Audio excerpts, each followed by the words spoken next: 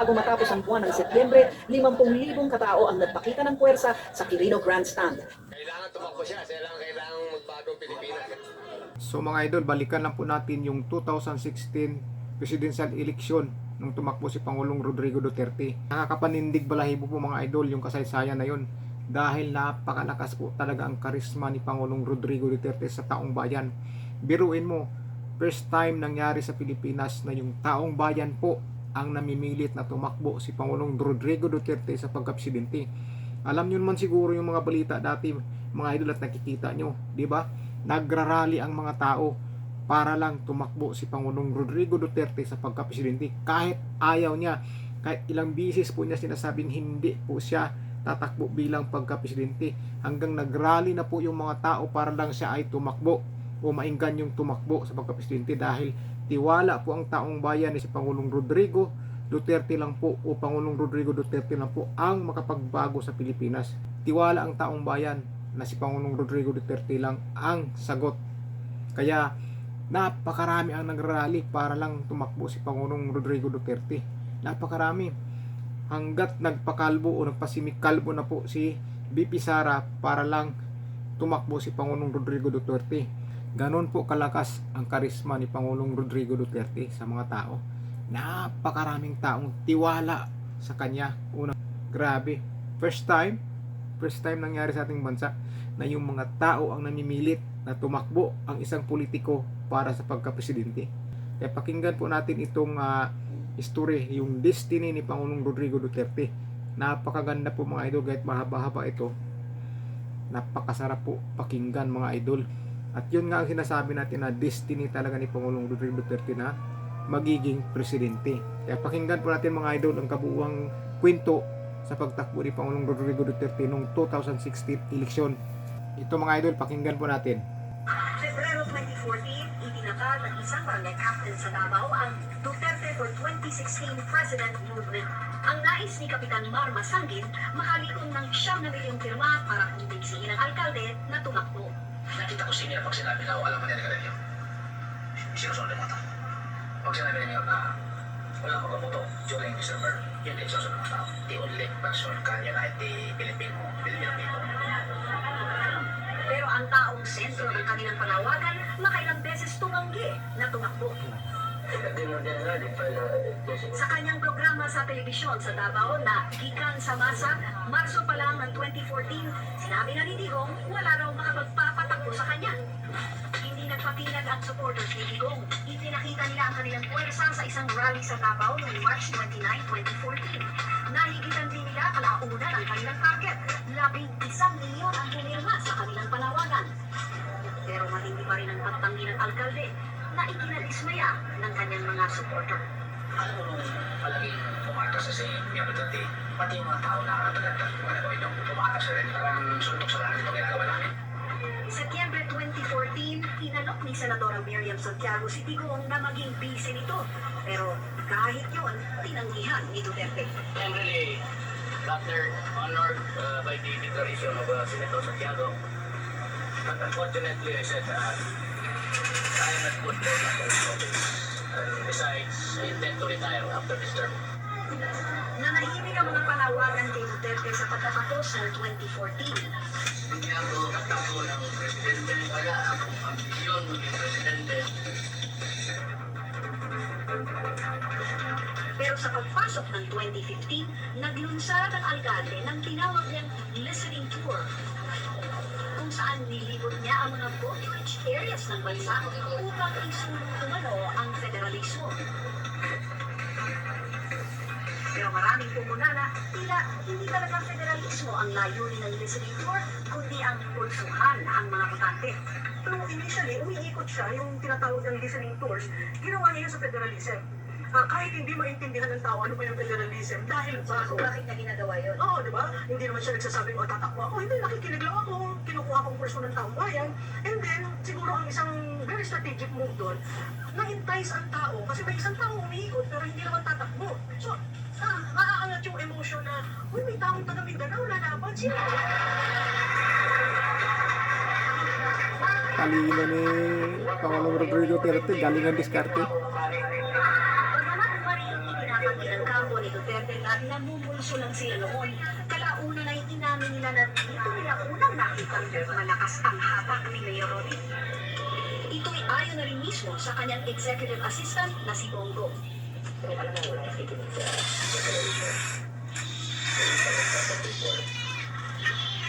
honestly, hindi na parang hindi masabi nakikinig yung tao about the elemental what what sila makikinig ay mo yung karisma ni Mayor sa publiko.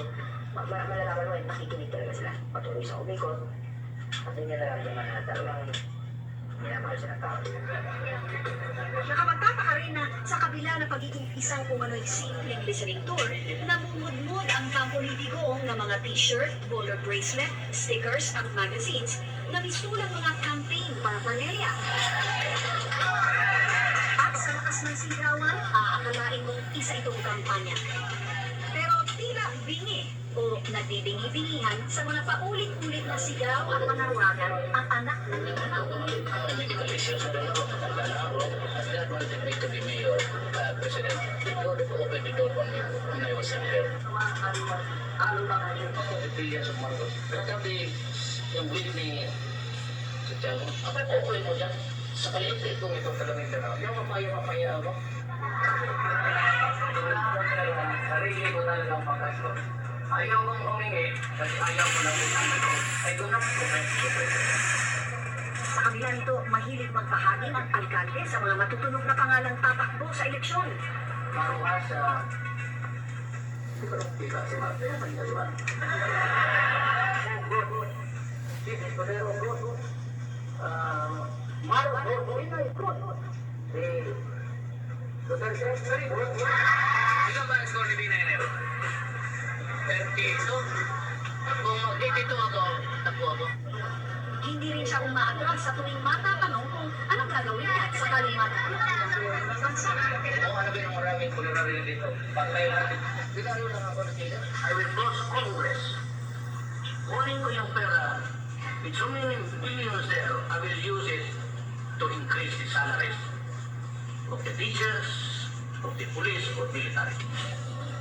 Agosto 2015, siyang na buwan bago mag-eleksyon, tumiinit ang politika. Si Senator Grace Poe akmang tatakbo na bilang presidente at nakikipagpulong sa mga partido pwedeng magdala sa kanya. Si Mar Rojas naman naghahanap ng kapalit ni Senator Poe bilang kanyang running mate.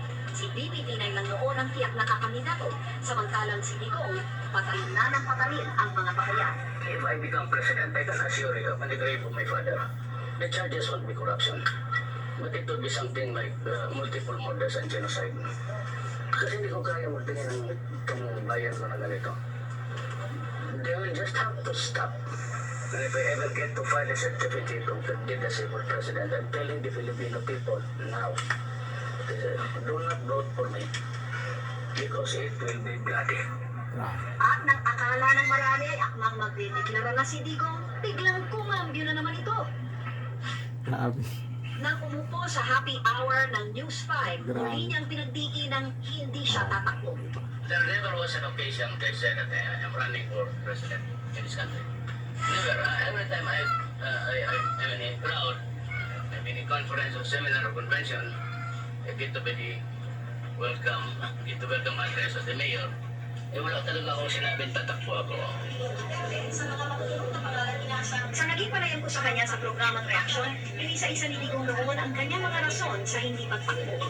Mahirap kasi maniwala, sir, kasi napaka-aktibo ninyo sa inyong mga listening tours. Biglang, hindi pala kayo tatakbo. At tapos na, all about. Alam mo kasi, may tatlo akong binigay, matanda na ako. Tapos, ayaw ng pamilya ko, which is really tama. Hindi ko naman maipalit yung edad ko. May family sentiment talaga ayaw. Yung Bakit po ayaw nila? kasi naawa rin. Alam nila ang sakit ko. Kaya ba, Destiny nga. meron ako. Destiny nga Tsaka talaga. I acquired purchases sa sigarilyo. That's why Davao City. Napakagandang istorya bro. The third is the most telling. Ano po yun? Sinabi ko wala akong pera. Walang tao dito sa Pilipinas na magsabi, tatakbo siya ng presidente, kunin niya lang sa bulsa niya yung pera. Pero pinili rin sa kanyang pagpayaw ang patuloy na lumolobong bilang ng mga supporter ni Digong. Ang karisma niya lumabas na sa isla ng Mindanao. Bago matapos ang Quirino Grandstand. Kailangan tumakbo siya. Siya lang kailangan magbagong Pilipinas.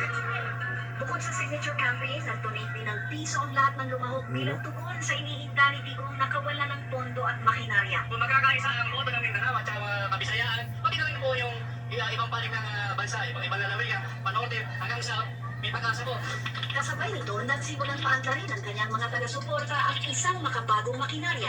Pinatrending nila ang hashtag Duterte 2016 na umabot sa halos 2 milyon ang online reach at 2.6 million ang bilang ng impressions.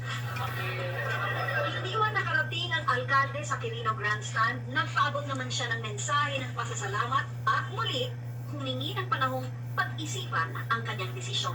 In order to have a soul searching, you must have the soul to search.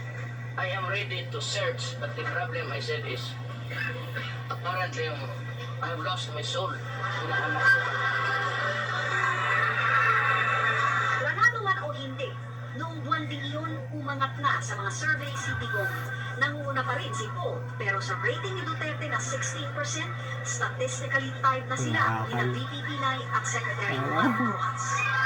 Walang Oktubre 2015, dumating ang linggo para sa pagsusumite ng Certificate of Candidacy o COC ang mga nagnanais kumandidato. Sa ngayon ang Pilipino sa mahirap na mga laban. Nagpalipas ng magdamag sa harapan ng tanggapan ng Comelec sa Maynila ang ilang supporter ni Davao City Mayor Rodrigo Duterte. Grabe. Inabangan ang magiging pasya ni Davao Alam City mo, nagrarally para lang tumakbo si Pangulong Rodrigo Duterte. Isang taong panawagang tumakbo sa pinakamataas na pwesto sa pamahalaan. Grabe. Unang araw pa lang ang Lakas ng karisma. na agad ni Digong ang pangarap ng kanyang mga taga-suporta. Ayan o, nag-aabang. There was never a time that I looked beyond Oh. the boundaries of the mayorship of Davao.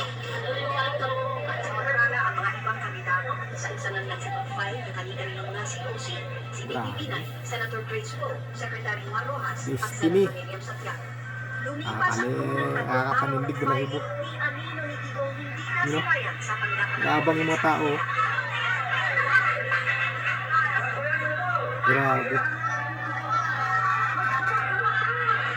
Pero ang anak niyang si Sara Duterte, Ayan, nagpakalbo. binuhay ang dugo ng mga makaduterte Ayan, oh. nang mag-post siya sa Instagram ng kanyang pagpapakalbo.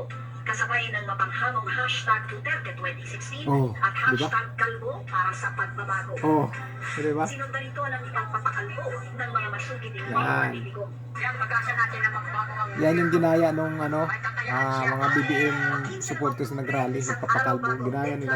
Nag-ingay at sama-samang nagpakalbong ilan pang grupo ng mga supporter ni Mayor Rodrigo. Grabe. Subalit nauwi sa wala ang kanilang sakripisyo. Alas 3 ng hapon, Destiny ngayon, dumating guys. sa Intramuros ang executive assistant ni Digong na si Bongo. Sa suot niyang statement shirt, nasawi ang mga nakaabang. No is no.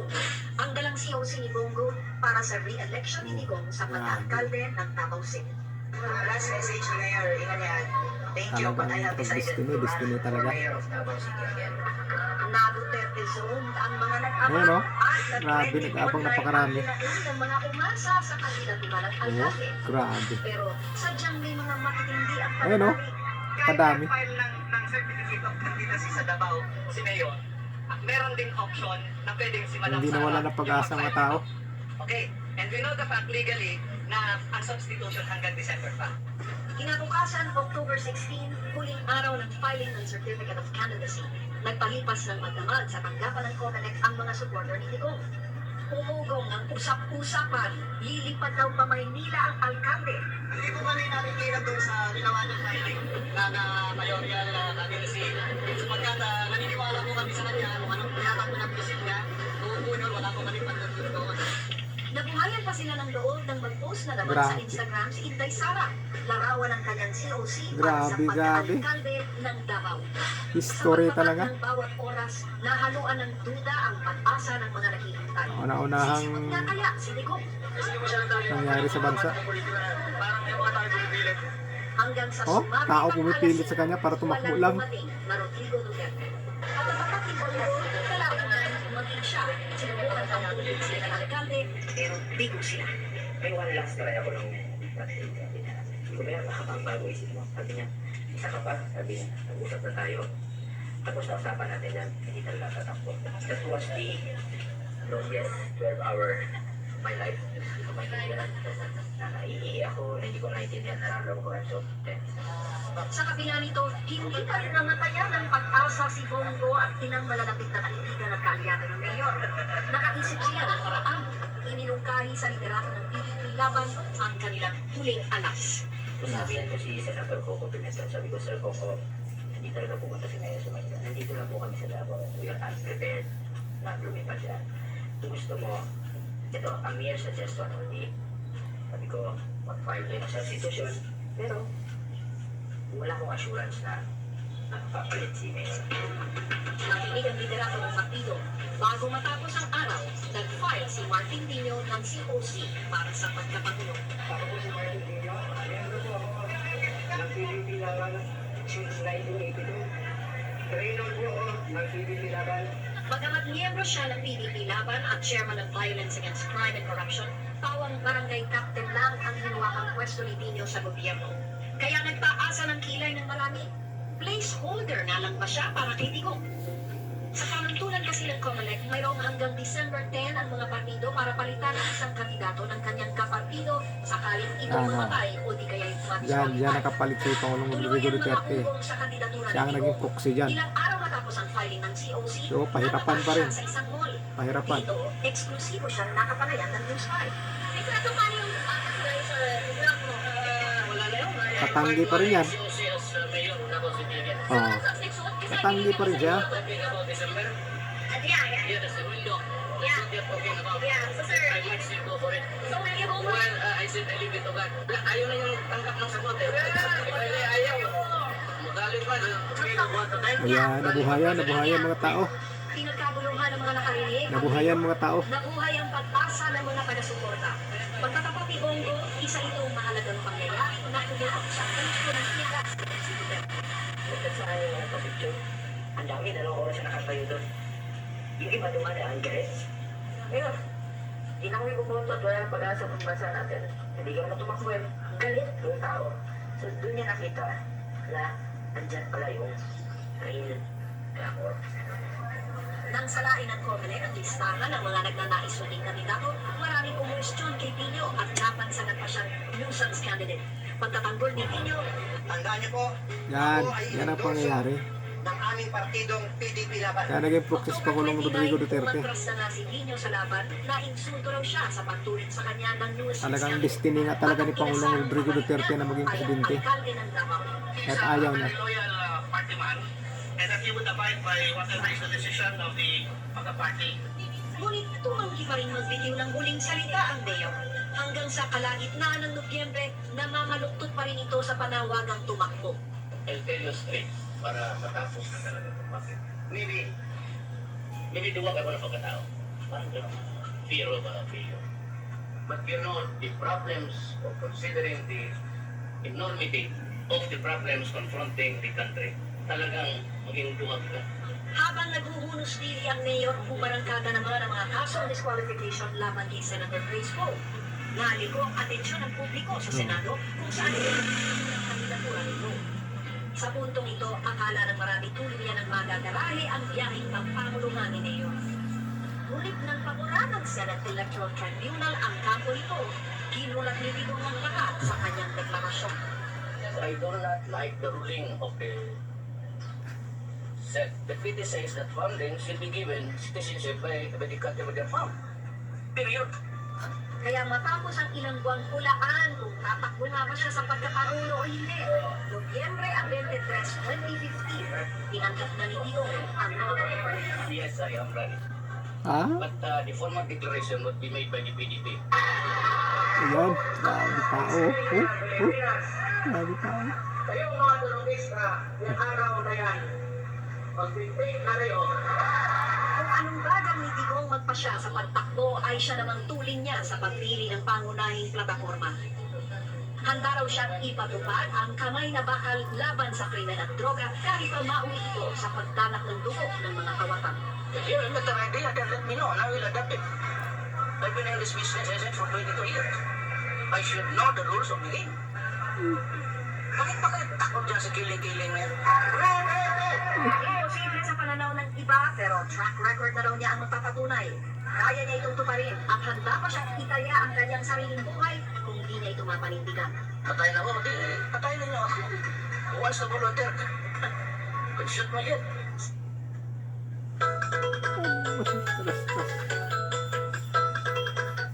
Sundin na ninyo yung batas, wala tayong problema. Pagsugpo sa kriminalidad, isang mensaheng malinaw, simple at malapit sa bituka ng mga botante. Duterte is standing on the right issues. Forget about federalism. That does not bring a hell to people. But Duterte right now is talking about criminality, drugs, corruption, and he has a track record. Sabi ko, for as long as Filipinos wake up to a morning in a country where there is crime, drugs, and corruption, Duterte will continue. Kung yung election dyan, consistency of messaging.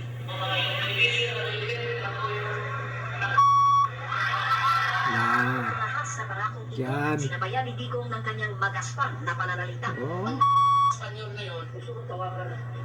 authentic si Pangulong Rodrigo Duterte. Ridiculous, kumbaga kung sa strategist point of view, ito yung nightmare to handle. Kasi hindi mo pwedeng, yung imahe, alam mo yung imahe, sir, hindi pwede yan. Hindi mo pwede sabihin sa kanya ng ganon. Sir, hindi ko pwede magsabi ng ganyan. Sir, hindi ko pwede kumumento ng ganyan. Nobody told him, he just went to present himself to everyone, and voila. There was a connection with the ordinary people. And he talked about frontline services. Even platform. Mulat sa pulang kanyang araw pagiging totoong tao ang naging pangunahin niyang bentahe. Bagay na hindi kailanman masasabing pawang gimmick lang. Oh, Ayan, diba? isuban, leader. Si Mar, kubaw leader lang yan siya. Isa na sa mga unang nakatikim ng matalim na Yan, yan. tila ni Digong ay ang kalabang si Mar Rojas. Oh, Panunuyan niya, Peking Wharton graduate daw si Rojas. Bintang na pikon din pinatulan ng kalihim. Kaya ibento na nila, show me certificate, diploma, yan, ginawa galit ko galit si Maro. culinary arts lang. Ikaw na pikong si Mar dyan eh. Yan ang ginagawa mo, di ko. Na nauwi tuloy sa hamunan ng subukan. Sabi mo na lang kung anong gusto mong gawin. Huh? At sampalan, Ha? sampalan, pambabae yan. Suntok ka na lang. Ha? Kasi Korean na nito. Siyempre pa, hindi pinalagpas ng kanyang mga kritiko at kalaban ang kanyang umanong pagkakasangkot sa mga extrajudicial killings.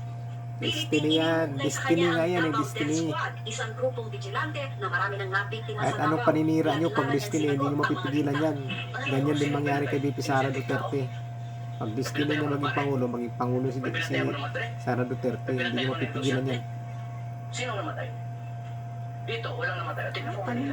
Ngunit madali man daw ikabit sa pangalan ni Digong ang pagiging mamamatay tao, hindi pa rin ito naapektuhan ang ratings ng alkalde. Oh. Hindi ba mo si Duterte? Oo, pero yung ba? Yung palang Duterte, ilarkada. Oo, pero kailan niya lumabas? Matagal na pero walang gumamit kasi hindi nga alam, yung mga kandidato, hindi alam, pag inintroduce natin ito sa frame, yung framing na frame ni Digong yung 90 days. Very, very well. Hindi na natinag ang paglakas ng momentum ng mayor ng Davao. God will decide. Ang dating nasa ika-4 na pwesto sa mga survey, unti-unting umangat sa ikalawa at kung minsan, tumatagla pa sa unang pwesto sa mga kalaban. May extension. Yes. Pero ang pinakamalaking patangat niya sa ratings ay naitala matapos ang presidential debate ng COMELEC at TV5 noong March 20 sa Cebu. Lalo na sa mga eksena bago magsimula ang debate, tila naaliw ni Duterte ang mga butante sa kanyang mga joke.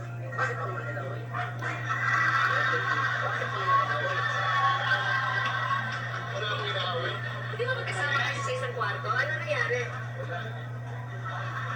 Sinabihan ako, gustong balitan ng rules, pero nagkakatay lang kami nasabihan kung tuloy ulit yan. Bakit naman nila ayaw tayo magsama sa isang kwarto? Nagtataka din ako eh. Ikaw ata nagsabi mo kung ipapasukin si Duterte ka. Nauna ka sa akin dito, yung convoy mo sinusundan ko. Ako mas sinasino makasama ko sa kwarto, basta matino. Ako na yun. Dito na rin nagsimulang maramdaman ang lakas ng puwersa Ang tuwa yung mga tao sa kanya eh. supporters ni Digong. Naging maanghang ang salutan Lakas ng karisma ni Pangulong Rodrigo Duterte. Grabe. Ang mga dating magkakaibigan, Hindi matitinag. nagkakasilaan dahil kay Duterte. we do not encourage this. Oo, In fact, kita from mo? the very start, sinasabihan na namin ang mga supporters namin sa social media to behave well. May mga protocols tayo dapat nasundin. No? Is it really something you can control, Mr. Ravina? No, we cannot. Also, there are trolls.